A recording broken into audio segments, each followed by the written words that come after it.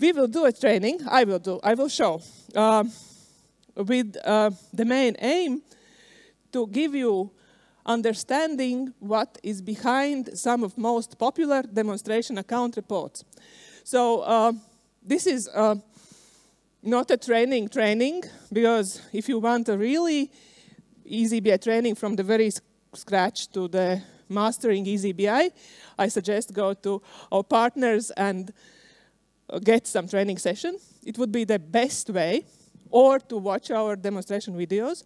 But as usually we try to do in community days, we try to give some twist to known information, and yeah. So we will look at 10-ish reports, different type of reports, which are available already in our demonstration account. You will probably already know that you can find training account here in our documentation. There are demonstration accounts, and you can go there and look at them. And what we usually in support do, we say, if you ask, I need a burnout chart, and we say, go to demonstration account, to the report, and use it and adjust it. And sometimes we hear back that, okay, I went there, I got this report, I exported the definition, I even imported it into my account, I want to change something, and then the knowledge ends, because, of course, you are not familiar with how this particular report is built, and you do not know all bits of this report, and therefore it's hard to change something.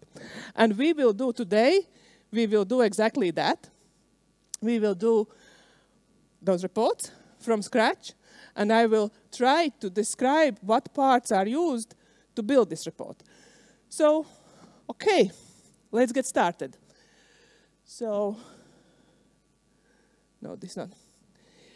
And I will check my time, because I tried to find a good timeline, but, you know, it's one-time experience, and I will just try. So, what kind of reports we will build? We will start with easy game, with progress bars. We won't do any calculations, just to warm up. Then we do burn down report, and we will do some MDX, some custom calculations. I'll try to do it on high level. We won't go deeper in functions, but just to give the idea what is behind.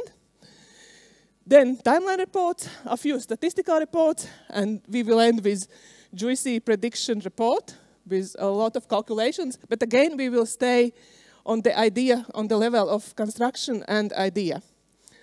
And if we will have time, we will end with overview report. And as Nauris said, during each presentation, we have to have this slide. It's not a rule, it's choice. But we will do very easy things and also some complex things. So, yeah. Again, if it doesn't sound something that you want to experience, indeed, you can go to Jānis and switch those rooms. Yeah. But let's get started. Yes?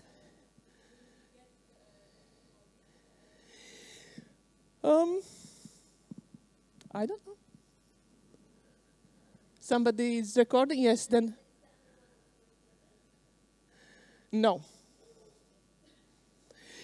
Indeed, if you are familiar with reporting, I already told the content what we will do. I won't make it personal if somebody will go to the Jānis, because we want you to get the most out of the trainings. And Jānis won't be angry that you will join him. So,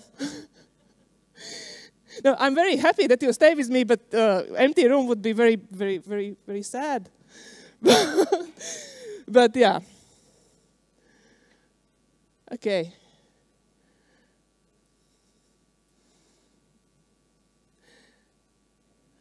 Okay. Let's start with progress reports. Before each group of reports, I will give you a few lines what we will do. We will create a progress bar, different kind of progress bars, and I will tell the difference, and progress bars which is a bit like with curves. And what they have common, they all show snapshot of the progress. We do not look when it will end, how it will end, how it goes, how long it goes. We just take a snapshot where we are right now. And what we need for that, we need either metric and some status. And status could be original Jira status or some other information, some custom field that shows the status. Or they could be metrics that are complementary. Total amount of work you should do and completed work. For instance, it could be number of issues created and resolved issues. It could be original estimated hours if you keep a correct track in time tracking. But also, and then you can use original estimated hours together with logged hours and somehow look at this information together. Okay, let's create those reports. This is quite easy for those who have done it. It is easy. So we create, in this case, the main measure we will use today will be resolved issues or issue and average resolution time, because usually resolution is something that is understandable for everyone. But you can use story points, you can use other metrics as well. This is just an example. So let's start creating. The main rule, combine dimensions and measures. We will use project dimension in rows. And we are recreating that, this report, so you would know where we are aiming to. So we will start with all projects. So you say when it's okay. Okay.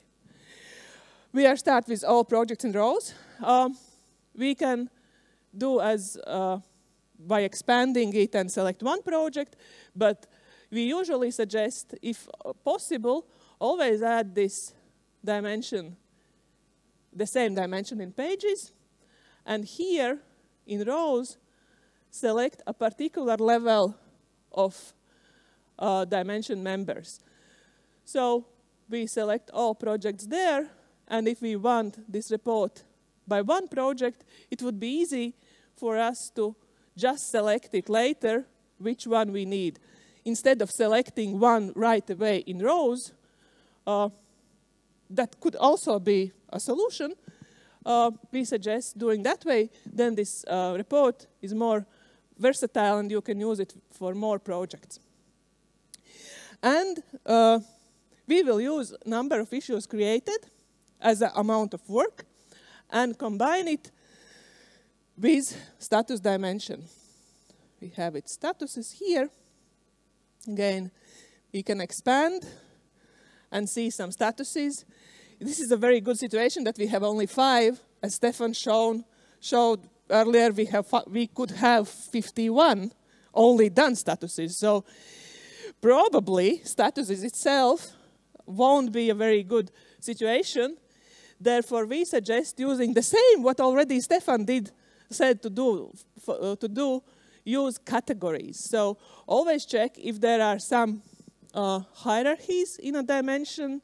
Probably this hierarchy could give you a better understanding of the problem and better visualization of the report. Or in this case, we will use by category, but you can also, for Jira Cloud, where a team managed projects, each team may have status with the same name, but you want to get the total information about all done statuses, then you can use this grouping by names.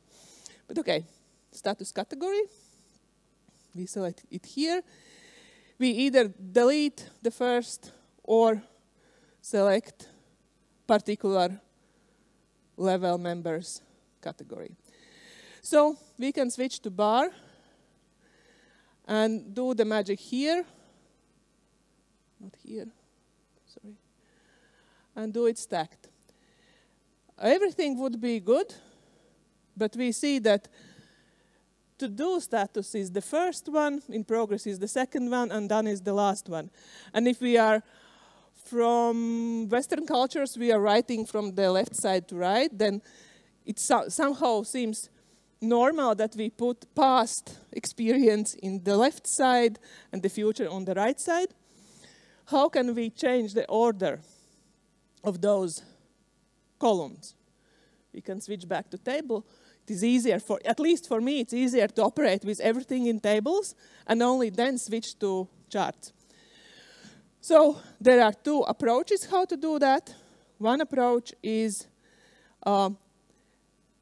bookmarking every member and then adding them in the needed order. Or we can create a calculated member in this same status dimension, in this same status category hierarchy, and put our categories in the order we want them to appear in the report. And there, the most popular function in custom calculated members in any of dimensions, except measures, is aggregate. And then we aggregate a set of members. And we just start typing our categories in the order we want them to appear. The first one, category, would be done. Then category in progress. And then category to do. So, and instead of this, we will use ordered categories, expand them, remove the first member. Now, in the bar chart, we see this. We can change colors to done as green. In progress, let it be bluish. And to do red. And we can set, instead of values, because we want to see the relative progress of the project, of the process, we set a percentage. So we see the percentages on the x-axis, and yeah. And additionally, we can set data labels that shows either both absolute values, absolute number of issues in each status, or only percentage. So by changing the project here, you can change the project also here. So in that way, you can use this report for different projects. Of course, you can put all the projects in rows, and to compare them, then you select more, and you can see that they are pretty even rivals. So all the projects are going in the same pace, and they are on the same, in the relative mode, of course, because we have percentage on the x-axis. Okay. This was the first report.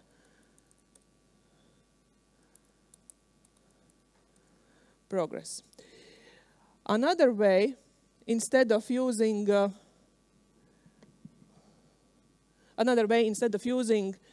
those statuses, you can use two complementary measures. I will create a new, keep current selection. I will remove. It allows me to create a report with similar structure, but to change it slightly. I remove status category. I switch back to table. And I use, just a sec.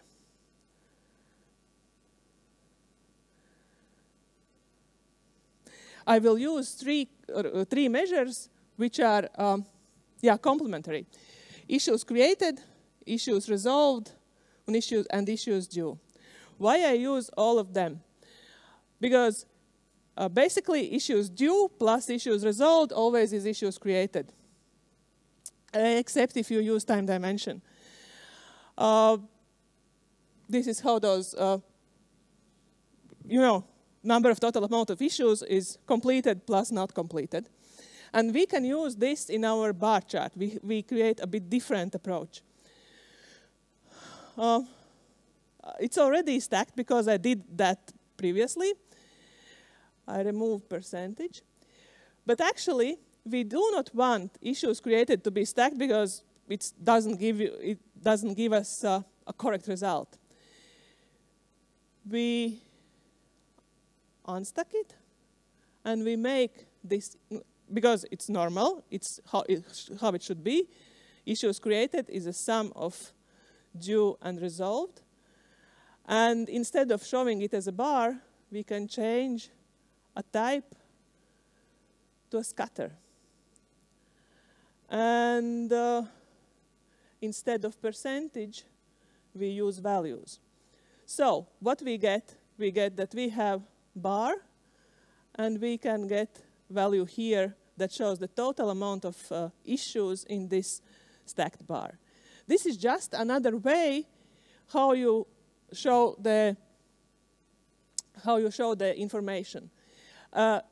In this case, as we have measures, we can switch the sequence in the bar chart. As we talked 5 minutes ago, we like to see the past information as the first, and this is just for the order. And now we can see this is issues resolved. This is still work that still must be done. You can change colors. I do not actually like this second default color. I always change it to the bit slightly less red. And issues created, the total amount can be, I don't know. Actually, if we follow our rules, we usually say, please keep the same conventions for coloring reports. So if we use the issues resolved as green, then we actually, to get nice reports afterwards, we should use the same colors. So it would be easier from the first glance what this report says. So we always have to stick. I sometimes forget it when I do presentations, but we always have to stick to the colors that we recognize. Okay. So again, we got a very similar report, but with different approach. And I will save it as, okay. And let's create the last one, and then we will move to burn down chart, which is more interesting. We will use the same approach, but only for creating gauge charts. Let's move back. Let's create a new chart. Empty report. We could use the same approaches, but let's start again with projects in rows, pages, select projects here, and then we can select one or as many projects as we need. And now we will create a gauge chart, again, based on that number, that the progress is shown using resolved issues against all issues. Let's add issues resolved.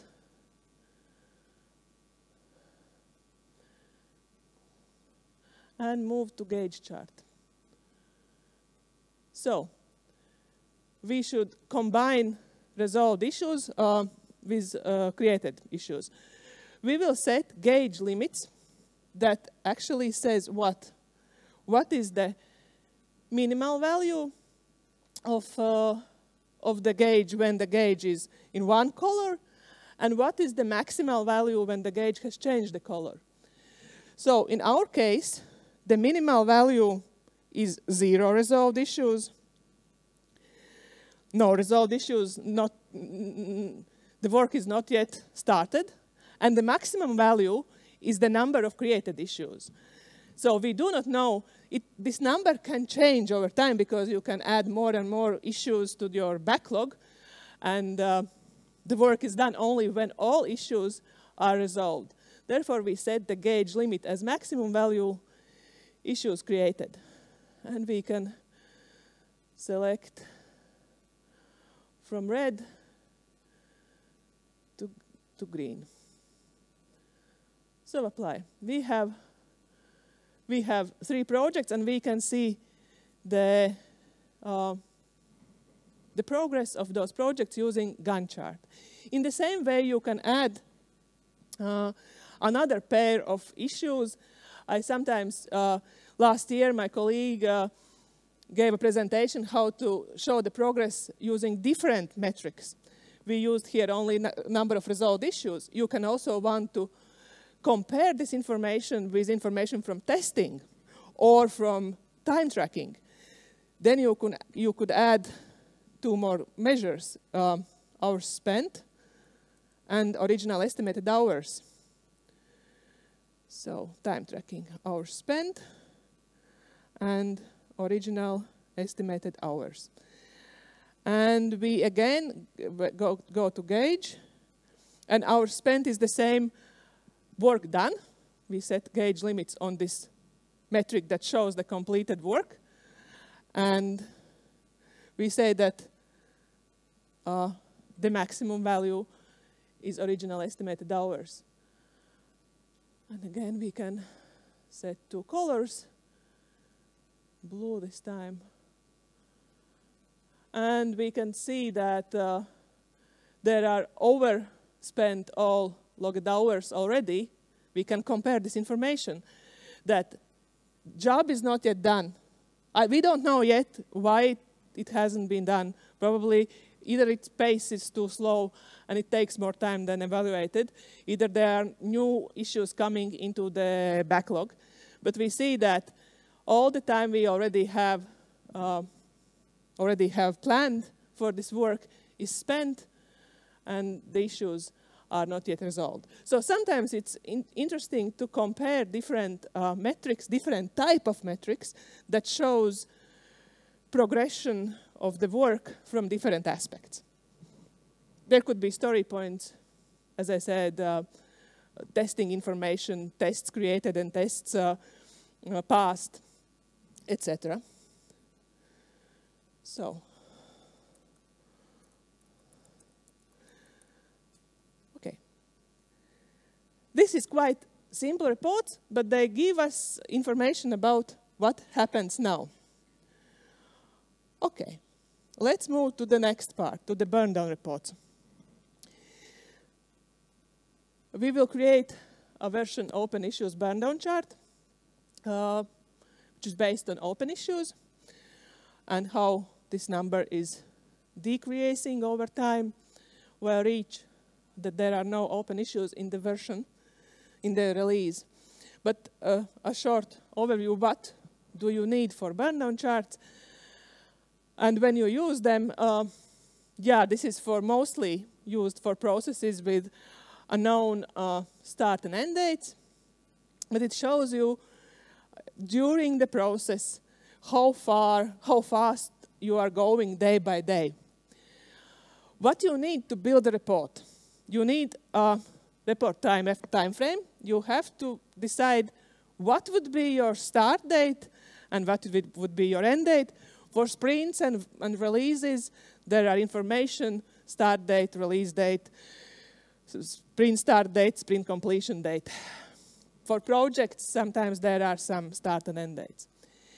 You have to choose what metric you would use to show the total amount of work, what should be done at the beginning, then a metric that is somehow complementary to this first metric that decreases this amount of work or burns this amount of work on daily basis.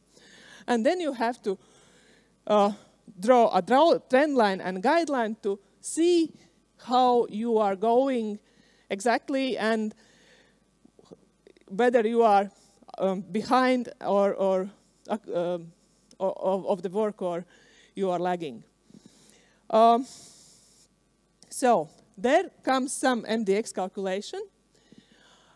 We will go and do that in the demonstration demonstration realm, but using words, I am by my education, I'm philologist, so I like words more than code. Therefore, I will write down their words, and then we will transform them in code. So how we decide a time frame? Do everybody knows how differs properties and measures? Yeah? Okay, that's great. This is the hardest question in EasyBI. We test our new colleagues with that. The main, and one of the differences is that if you use, the main difference is that properties describe only this particular object and is not related to the report context. And it does mean that when you select something in time dimension, our properties are not related to time dimension at all.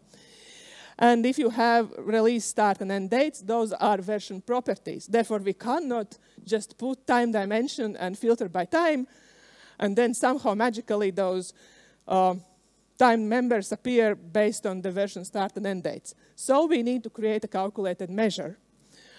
And what this calculated measure does, it marks each time member with something if this time member is between our given dates. And then we will use this new measure to filter time members.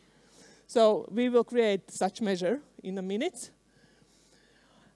Trend line we will create just by clicking, please create me a trend line. Great. I never loved to create calculated measures for trend lines. But guideline we have to also create by ourselves. And actually, when you see in a demonstration account the formula of a guideline, you may get overwhelmed first. But actually, this is arithmetics behind that. How we create a guideline. For each time moment within this time period, for each day, we calculate how much, what should be the value of our main metric at each moment. If we divide all our work proportionally for each day. So what it means mathematically, we take the total amount of work, whatever it is it the open issues or story points committed or original or estimated hours at the very beginning. And we divide by the total days in this time period, like from start and end. So we have released in 20 days long, then we divide by 20. And for each day, we multiply with the number of days, how many days are left until the end of period. You don't have to learn by heart those formulas. They are in demonstration account. I just wanted to explain from what parts it consists and show you how it looks. Okay, let's go to create a burn down chart. First thing first, we need a time frame. For time frame, we use time dimension.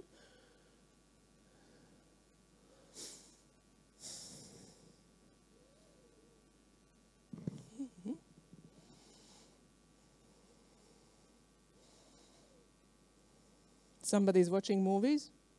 Streaming? No? Let's try again.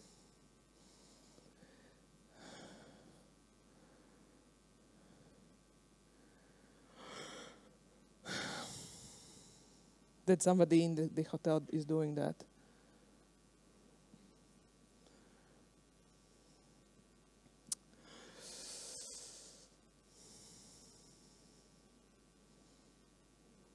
Okay, I will wait, but we will have time dimension here. I just wanted to show you that we have two properties that are version start and release date. So we will use those two properties to limit our time frame. Yeah, all time is here. We will need days, but we will add them later. So let's start creating time within version calculated member. And actually, if you have used software reports, you already probably have already seen time within sprint, which is very similar measure. So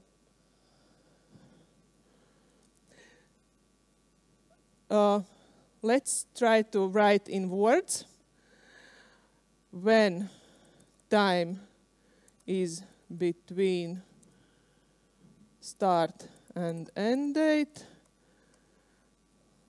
without it already wants to give me some advice how to write calculations. Then mark with one. This is what we will do. And write a code. So if there is some conditions when or if, then you can start thinking about case when construction. Case when. We will use date in period for calculation, date in period function. That is very great for finding if, not date in period, but date between, sorry. Live coding is not a good thing to do. So we will compare 3 dates. This particular time member, start date, and end date. So this is what I do. I just refer to, not siblings, but start date. So I refer to this particular time member. We will go through each days in the report and check if this date is between those two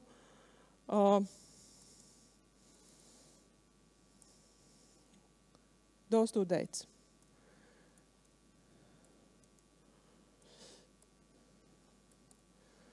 Release date, and when it happens, so when it happens, then display 1. Then mark it 1. And let's hope it works. It somehow works. Something. Okay, let's add it here. And slowly. So we should get number 1 for all dates between our version start and end date, but we haven't done the most important thing. We haven't selected version yet, right? I will add also fixed version, what we are interested in. This is very first, it is very important thing. I'm sorry, I forget it. I have time within version. If we add properties version start and end date, we see that our time period that we are interested in is between November 16 and February 16. There are all time members, but and we are approaching November. So all the time members between November 16 until February, they are marked with 1. So we use that to get our time frame. I unselect unneeded. Those were just for to show you. Filter rows larger than 0. So we get only that time period between those 2 dates. And now we can remove this filter at all. It stays here. The report is filtered by this period. But yeah. So instead of issues created, which is number of issues created per each day, we will use open issues that shows the number of unresolved issues at the end of each day. And as we have filtered by fixed version, this is fixed version number 12, there will be only issues that currently are included in the in this release. And those issues based on their whether they were resolved or not at the end of each particular date. So if we switch to a timeline, we can see that this number over time has gradually burned. Usually we create, this version end date is in past, but if this process is ongoing, then this will show current work. And what measure is burning this open issues measure? It's issues resolved. Day by day we resolve issues, and thus we decrease the number of open issues. We can create, again, we set it as a bar chart, as small bars, columns, and set it green, because resolved is green in our case. And of course, it doesn't show the information what we need. We do not see this burning up line, and therefore, either from table view or from here, we can add a linear trend for this, not linear trend, sorry, cumulative sum, including empty. So we get this cumulative value. We can change, again, color to greenish, so we know what we are talking about. Now, also we can show a linear trend, what is the slope of open issue decrease. Again, we use added calculations. We have a lot of them, and linear trend is one of, I would say, most popular. So we keep it in bluish tones. And as a trend line, I usually think that a dash line is better than a full line. So we are seeing that we have this time frame. The report, the WoW report period, is the time frame of version because we added this filter. And we see that the pace we are burning the open issues is actually not enough to reach the 0 point during the period of release. What would be the ideal pace would give us a guideline. If we go back to this presentation, we need the total amount of work on the first day. Let's copy it. It would be easier instead of writing.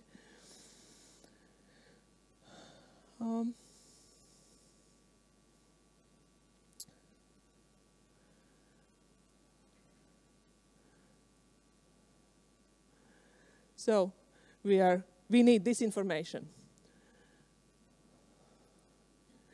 The total amount of work on the first day would be open issues on the fixed version first date. We can write a formula looking for time member.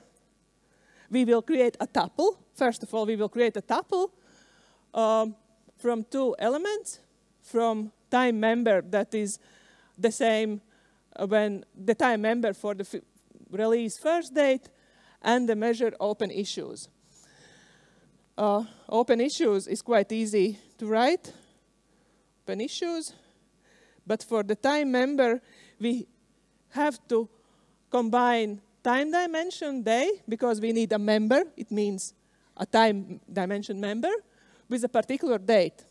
For that, we will use time, day, and there is a function date member to look up for a particular date. You can write in this datetime element either a particular date or some measure that gives you that date. And we have measure version start date. Okay. So we have this first element. We get this value for the first date. As I not promised, but as I said, we keep it in high level. Therefore, I won't show how to test it, but you have to trust me. I will copy it. It will be faster. Then we need the second element, we will divide it by total days in the whole period. So from the start date till the end date of the version. For that, we will use function dateDiffDays, which asks for two dates. We have version start date and version end date. And at the very last one is we multiply by the days left until the period ends. So we will take, as we are calculating this value for each time member, we know every moment where we are on a timeline. So we can say calculate days from this time period where we are at now to the end of the period. And again, we will use the same dateDiffDays function. But in this case, we will calculate days between this time member start date until the, yeah. So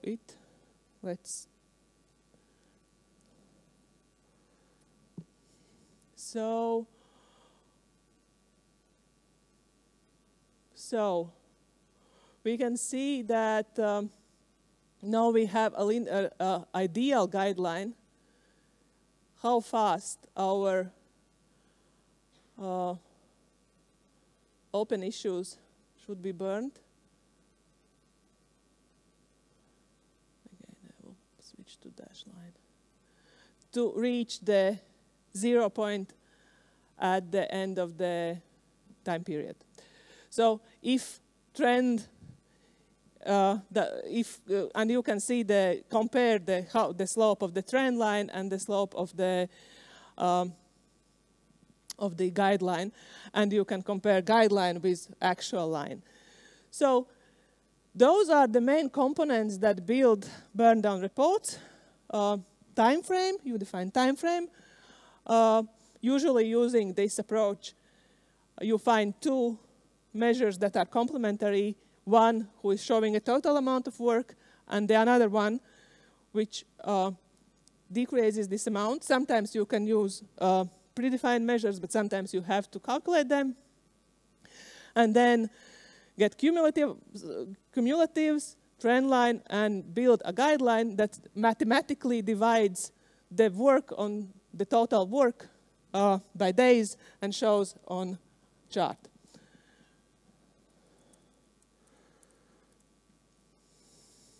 Okay.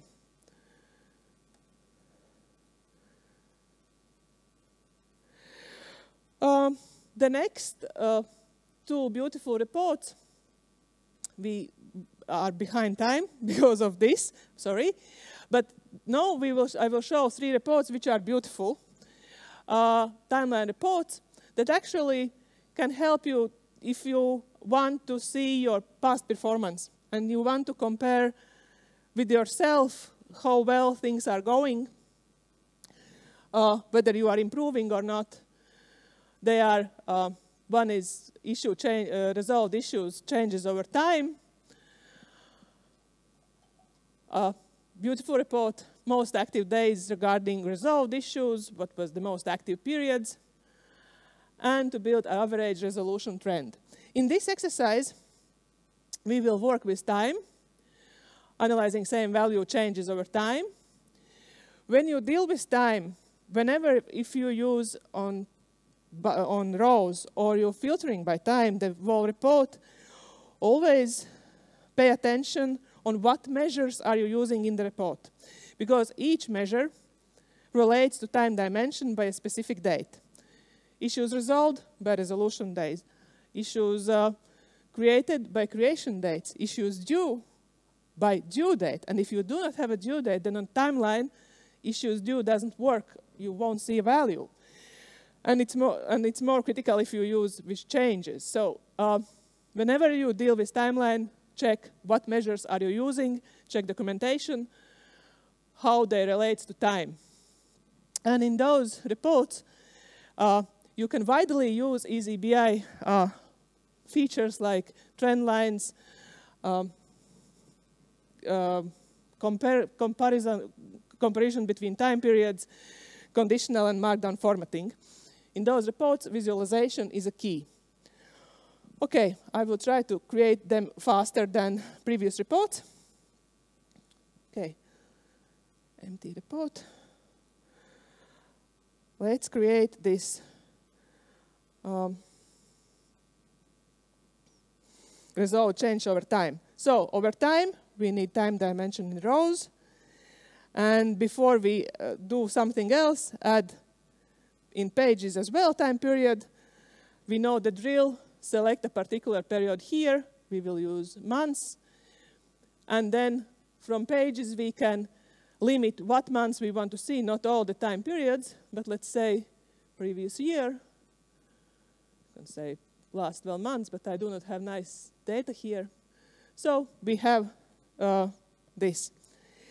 Then we can add issues resolved, as we are working on issues resolved, to see issues resolved by months in last year. Okay, we see some numbers. As we create a change report, issue resolved changes, we can add other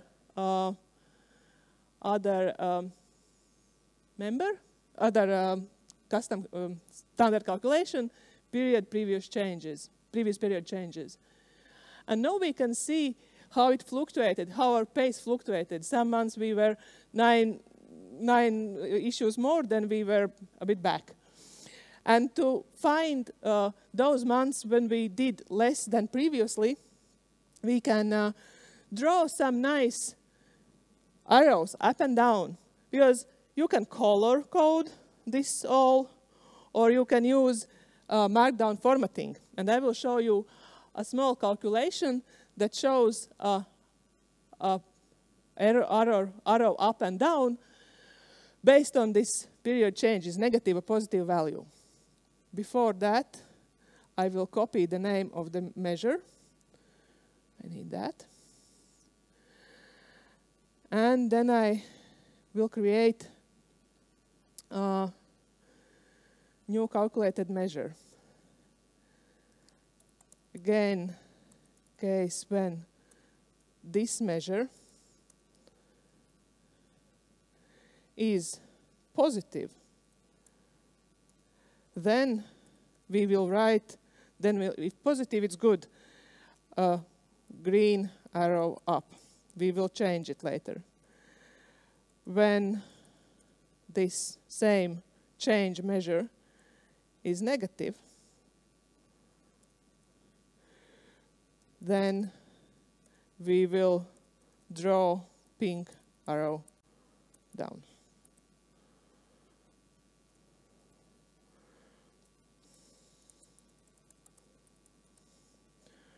Okay. Yeah, I used in this calculation report-specific standard calculation. Therefore, I created this new measure here in report-specific. So we test green arrow up, pink arrow down, but we want to replace it with real green arrow. Then we can use markdown formatting. I do not know it by heart. Therefore, I definitely would go to EasyBI community page, write in markdown formatting, and find a piece by my colleague. And she gave some examples. I would definitely copy this is green up. I would definitely copy this part. I know, I see that far arrow up, yeah, it seems correct. Styles green, we need green, great. And then I will change arrow down and pink. Actually, I'm not proficient in that. I just used examples. And one more thing, we should change the formatting of the formula to markdown. And ta-da, we got green arrows up, pinkish arrows down, because I do not like red color in reports.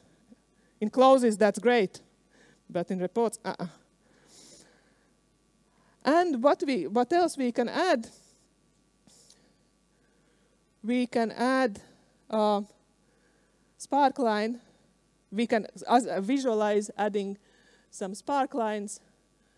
Again, add calculated sparklines bars. And we see this information in a bit different way. You choose this one or this one. This is more adjustable. This is what it is. But yeah, this is way how you can visualize the information in more nice way.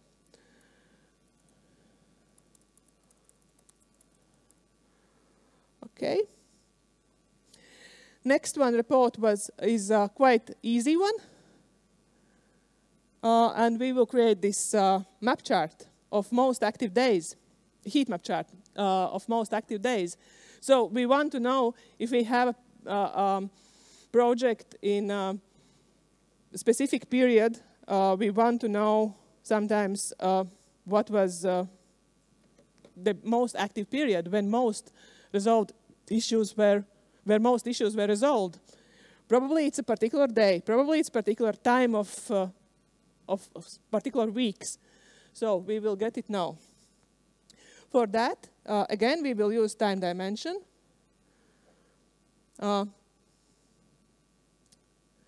Weeks in this case.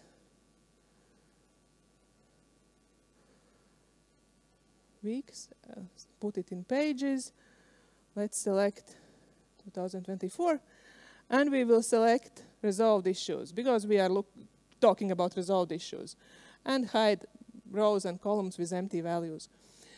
And to see that, how they are split by weekdays, we have a specific dimension called weekday. We can expand, remove. And again, while we are seeing numbers, it doesn't give us any information on the glance. And therefore, we will turn to cell formatting, which allows you to format, to color code cells by different rules, by range, by exact values, put some regular expressions, find top and bottom values, but we will use a heat map this time. So we will make the cells with minimum values light green, and cells with maximum values dark green, and in the middle they will be automatically adjusted. So now we can see with a few clicks find most active weeks in this selected time period. You can change here other time periods. It is hard for 59 rows to find it, therefore it's not usable for that, not very useful for that case, but for few weeks, for a few week period, or even few months period, it is visually available for you. And yeah, that's it.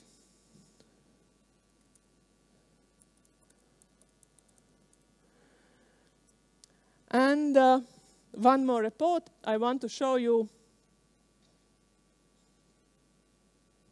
One more report. I want to show you a type of scatter chart, which is not a scatter chart, which is actually a timeline chart. We will see how issues average resolution time are in relationships with number of issues resolved, and see the trend line of average resolution time.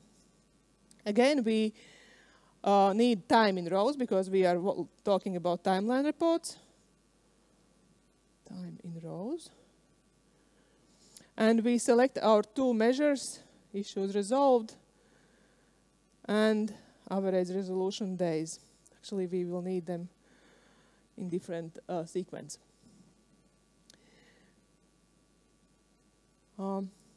And we will select months member, and again we will add this time dimension in pages to select previous year.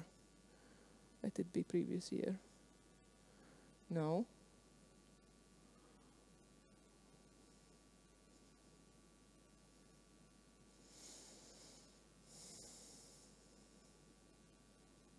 Okay, let's select it by hand. Okay, we can switch to scatter chart where we can see, if we have more data, then we could see a cloud of dots in most typical areas. But as we do not have so many data, this chart is not very resonating with us. We can switch to a timeline where we see two values that are not very easy to understand when they are in that way. But we could switch to a specific type called bubble. And then on this axis, you see the first measure, and we call it, so it would be easier. As Stefan said, the context is very important, and to give you names of axes and measures is very important. And so we can see, and the bubble size is number of issues resolved. Yeah. So, and we could see, and we can add on top of that, we can add a trend line of resolved issues. So in this report, you can compare how number of issues changed over time by looking on bubble size and to see information of changes about average resolution time and set even a trend line over that and to see, yeah, dash line.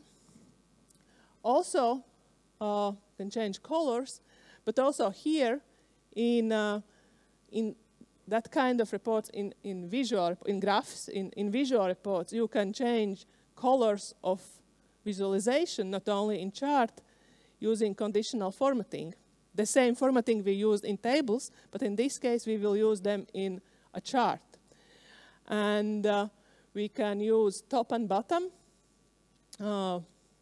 option to color code two top average resolution days, months with two most larger average resolution dates in a darker color and here in a lighter color. So top values are green, and I didn't save this second selection, I guess. Yeah, I didn't put it. I selected only color. So 2 months with a smaller average resolution time will be visible here. Why those outliers are important? Then you can go use EasyBA features to drill through issue to see what happened during March. Why I see those numbers? Why there are so small resolution times and why they are increased so much? So you can investigate more.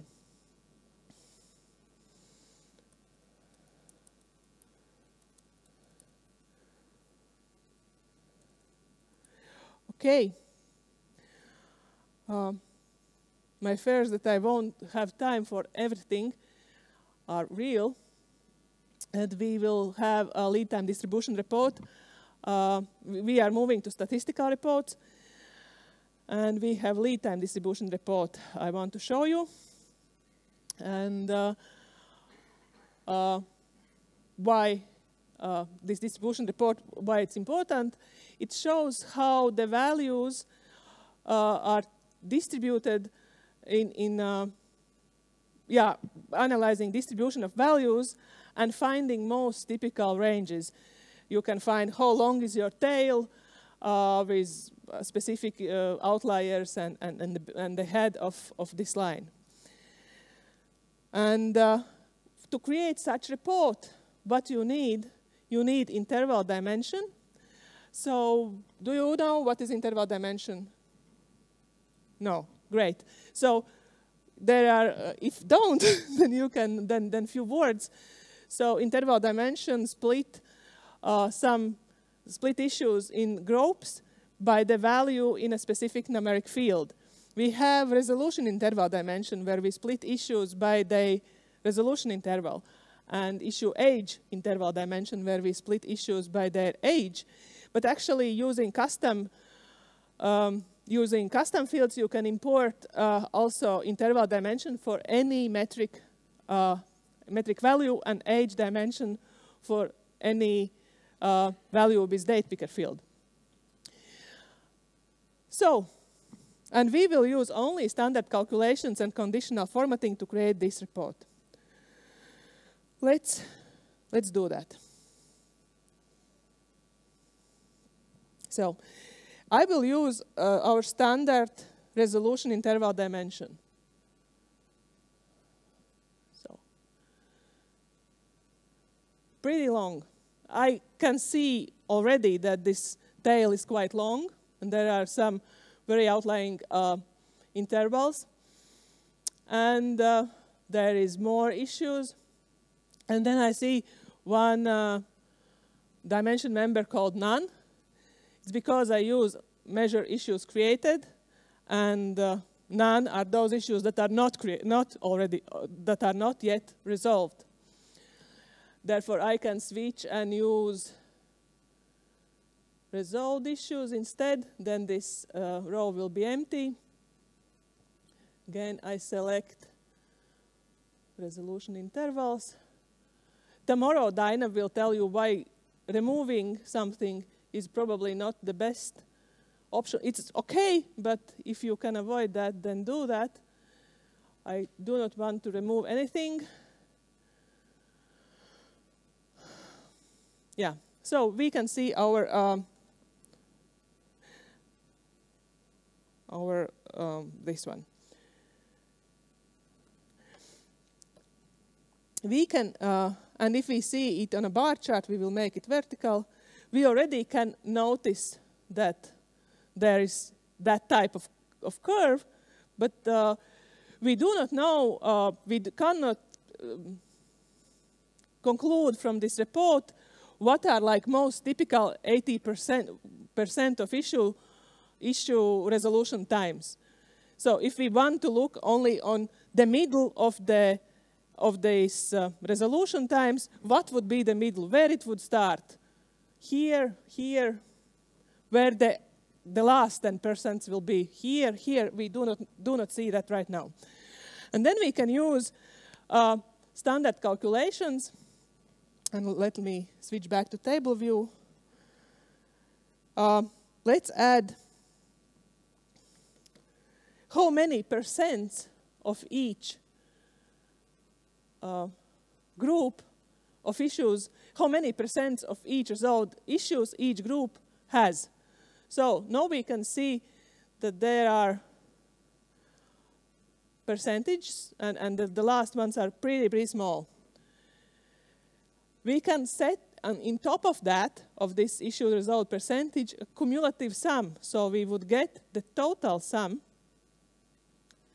100% of all issues. So, what it gives us?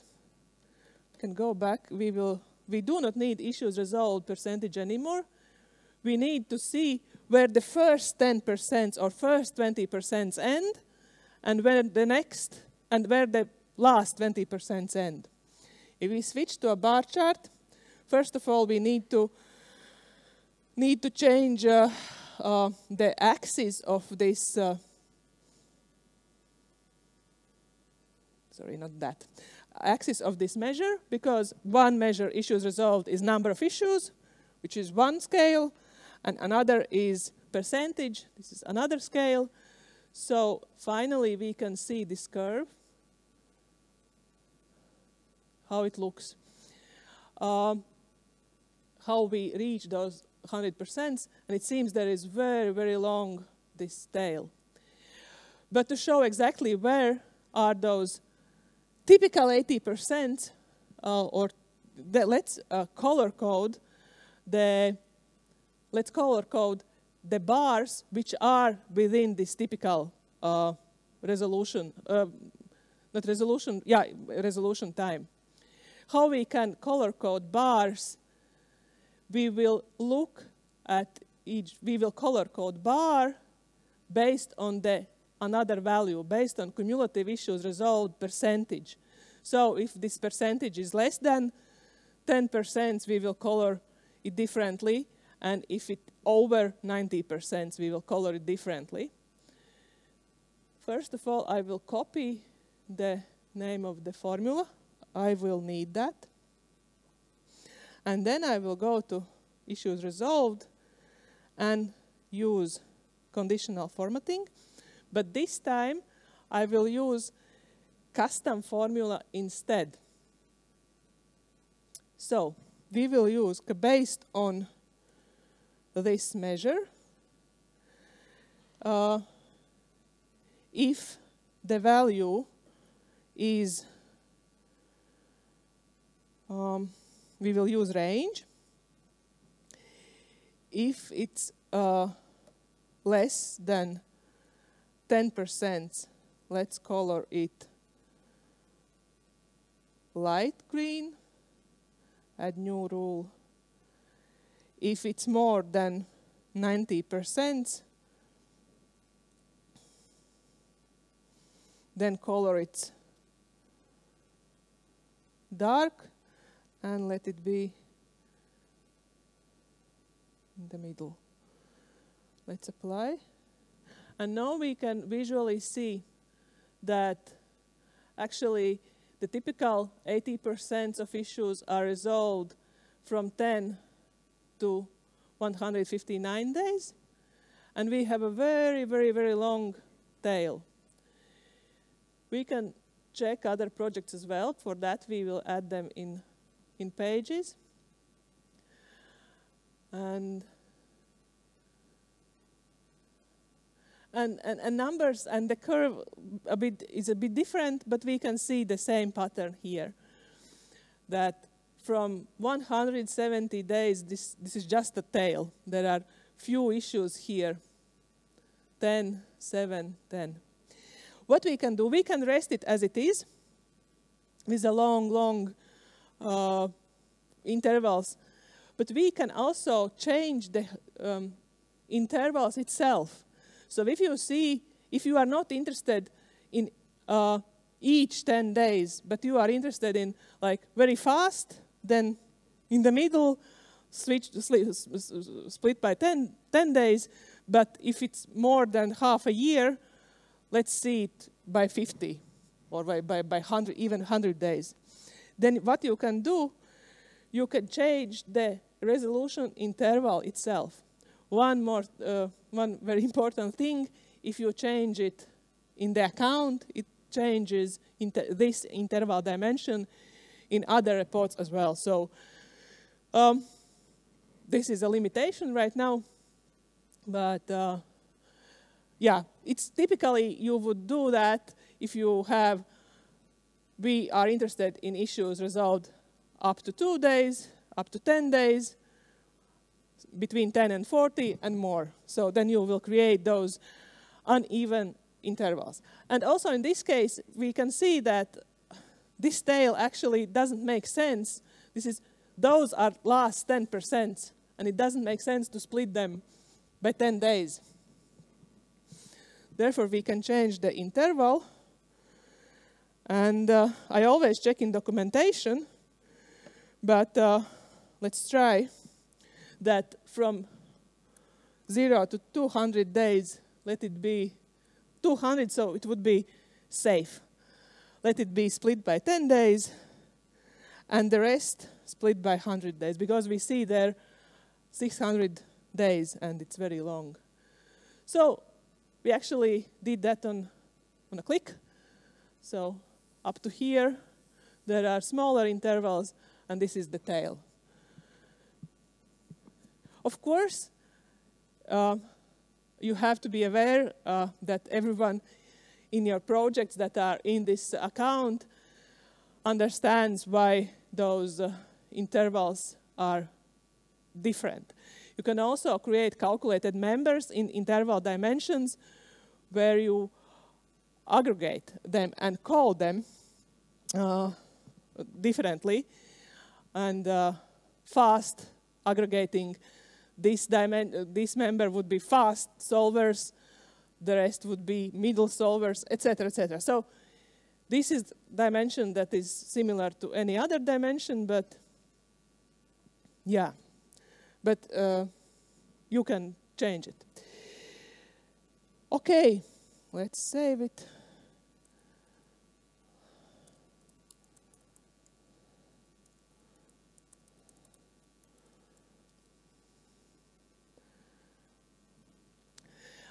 Actually, I will tell you a story behind, but we won't have time for 2 calculations. For box plot chart, I wanted to show you, but didn't have time. And we have a few minutes.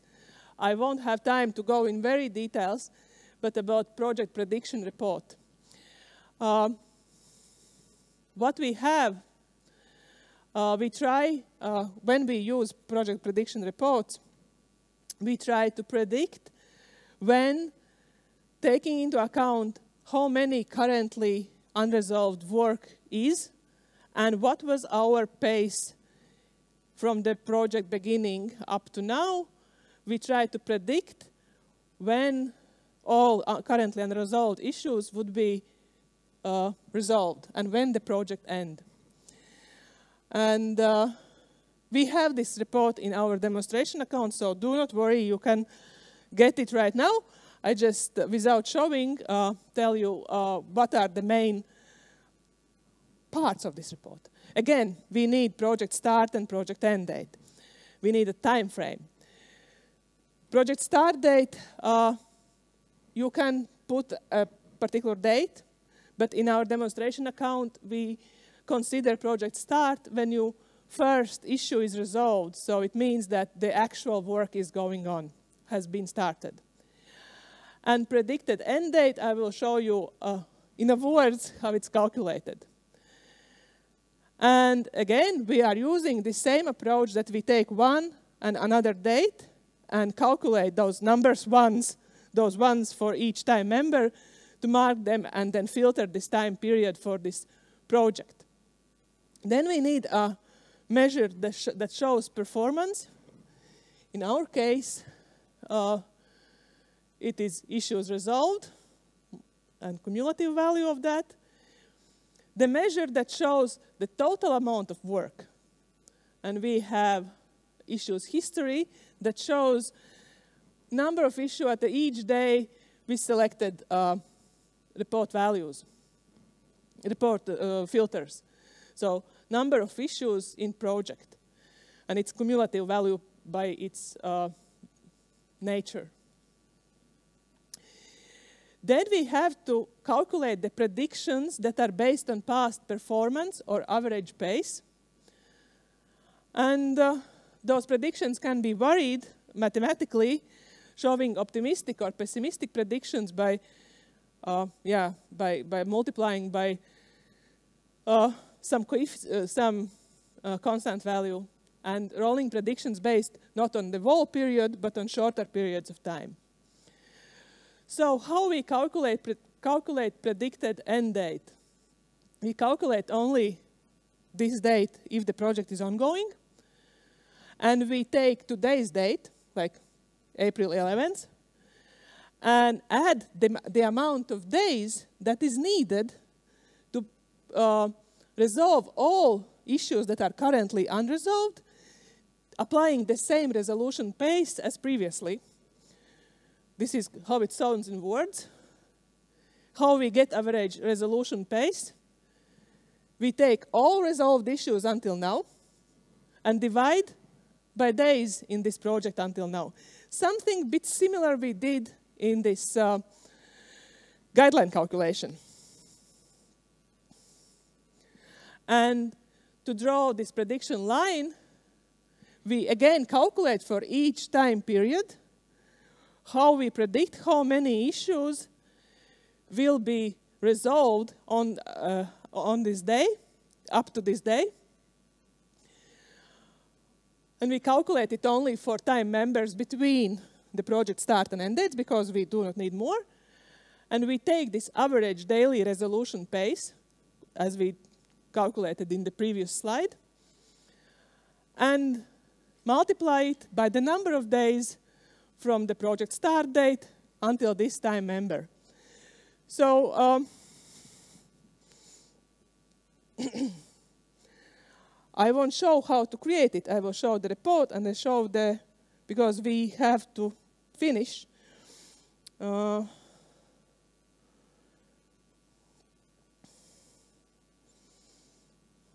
So I created here.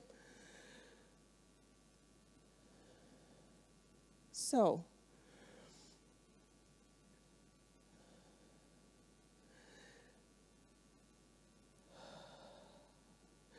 predicted date was, okay, I think it would be too messy if I will just show it. Anyhow, we get those predictions. This is not a magic. As you saw it, it's logical thinking, how to mathematically get value for each day, and then we can draw a line over those dots. So I suppose we should end because we have 20 minutes time break before the panel discussion. Thank you for not snoring. Thank you for keeping up with me when I was in trouble and I sweat with cold sweat.